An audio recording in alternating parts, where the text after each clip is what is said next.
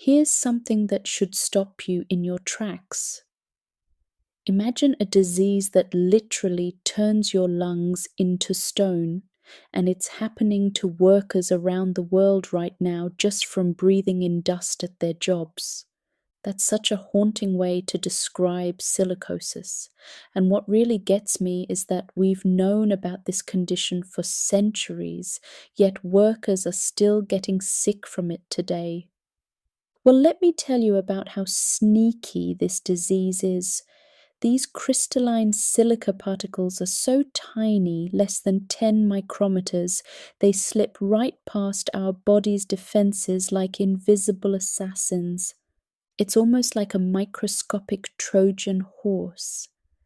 These particles, found in such common materials as sand and rock, make their way deep into the lungs where they do their damage. You know what's fascinating? When our immune system tries to fight back, it actually makes things worse. The macrophages, our cellular security guards, try to engulf these particles but end up dying in the process, releasing all these inflammatory chemicals that start a vicious cycle. So, what exactly happens to the lung tissue over time? I mean, we're talking about actual physical changes. Yes, and this is where it gets really interesting. These things called silicotic nodules form, with layers of collagen wrapping around like an onion under a polarized microscope. The silica crystals actually sparkle like tiny stars, beautiful but deadly. That's exactly the kind of detail that makes this so fascinating and terrifying at the same time. And these nodules aren't just sitting there static, are they? No way.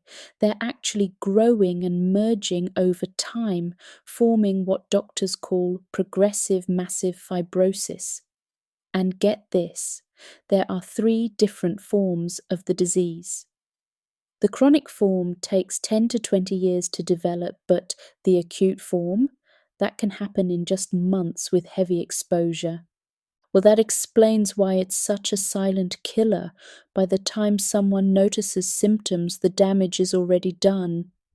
And here's where it gets really concerning. The early symptoms are so easy to dismiss: a dry cough, getting winded easily, feeling tired. But by the time someone develops blue tinted skin or clubbed fingers, we're talking about serious permanent damage. And there's no way to reverse it once the damage is done. Once those lungs are scarred, that's it. The best doctors can do is try to prevent further damage and manage symptoms. And here's something that really shocked me. Silicosis patients are way more susceptible to tuberculosis, so much so that they have a special term for it: silicotuberculosis. You know, that reminds me of something I read about the economic impact. We're talking about workers in mining, construction, even jewelry making, people who often can't afford to just quit their jobs when they start getting sick. And that's such a crucial point. In many developing countries, workers have to choose between their health and feeding their families. And even in countries with strict regulations, we still see cases because of inadequate protection or poor enforcement. Well, that really brings home why prevention is so important: proper ventilation, wet cutting techniques, appropriate masks. Such simple solutions could prevent so much suffering. And you know what's really striking? The way this disease disproportionately affects certain communities. We're talking about an invisible epidemic that's been going on for generations, particularly in mining communities and industrial areas. That's what makes this such an important story to tell. It's not just about medical facts, it's about human rights and workplace safety. Like, just think about all those beautiful buildings and bridges we see every day.